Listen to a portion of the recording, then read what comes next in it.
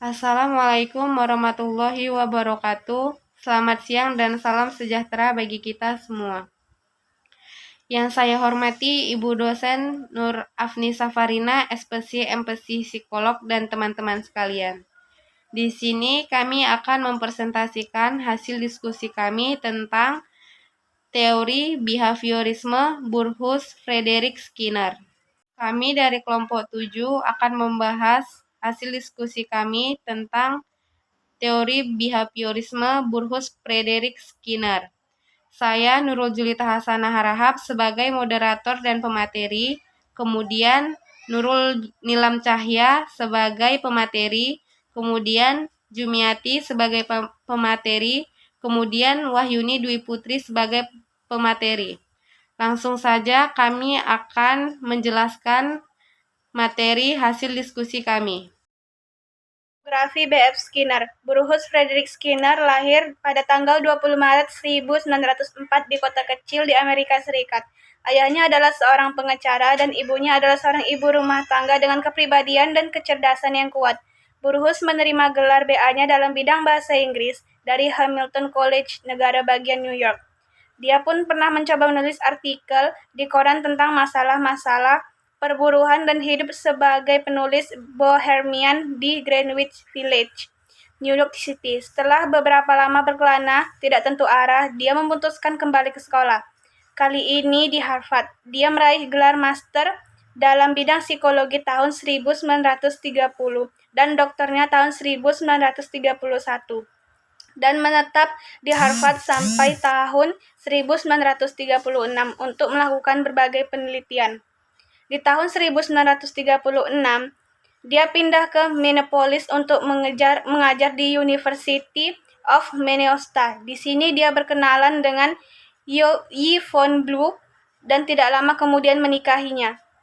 Tahun 1945, dia menjadi pimpinan Departemen Psikologi di Indiana University. Tahun 1948,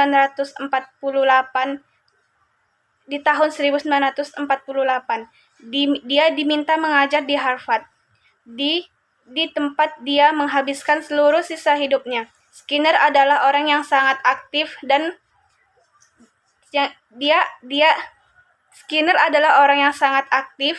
mengadakan penelitian. Tanggal 18 Agustus 1990, B.F. Skinner meninggal dunia akibat leukemia. Dia akan tetap dikenang sebagai psikologi paling terkenal setelah Sigmund Freud.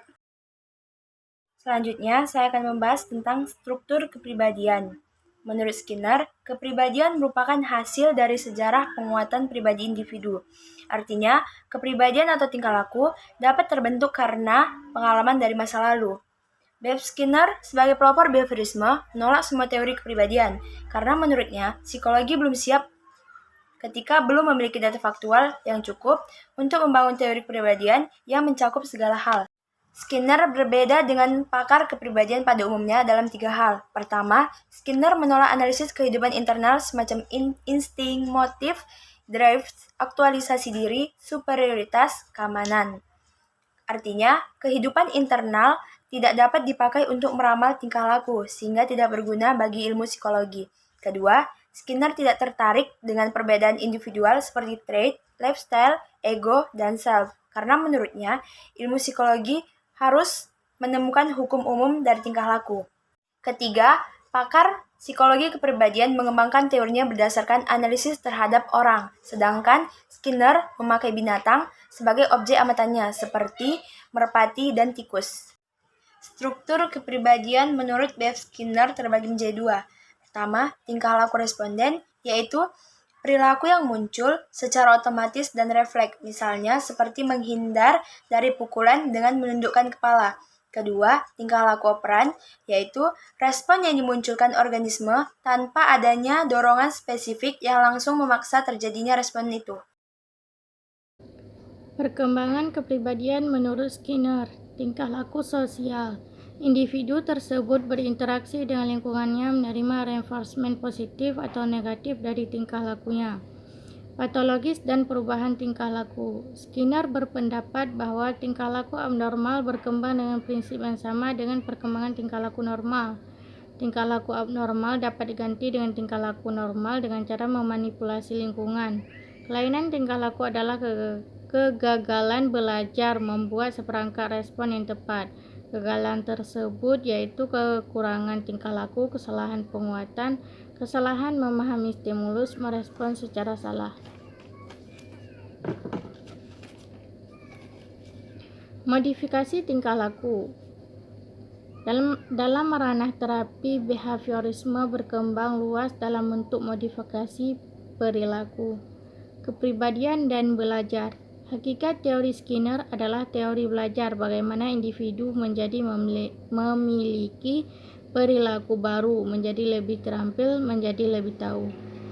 Conditioning klasik disebut juga conditioning responden karena tingkah laku dipelajari dengan memanfaatkan hubungan stimulus-respon yang bersifat refleks bawaan. Generalisasi dan diskriminasi. Generalisasi dan diskriminasi sangat penting secara belajar dalam menghadapi berbagai situasi. Tingkah laku tahyul adalah suatu respon yang berhubungan dengan penguatnya secara kebetulan tanpa menunjukkan sebab akibat yang jelas. Pandangan tentang masalah kepribadian menurut B.F. Skinner.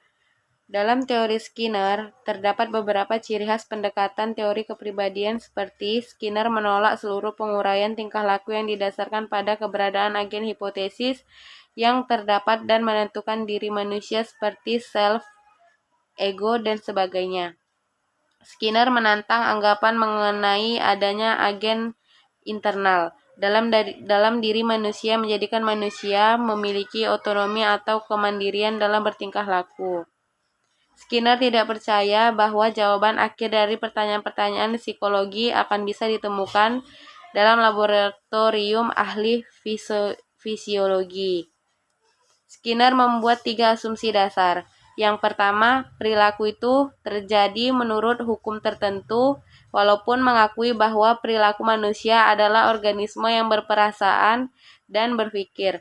Namun, Skinner tidak mencari penyebab perilaku itu di dalam jiwa manusia dan menolak alasan-alasan penjelasan dengan mengendalikan keadaan pikiran.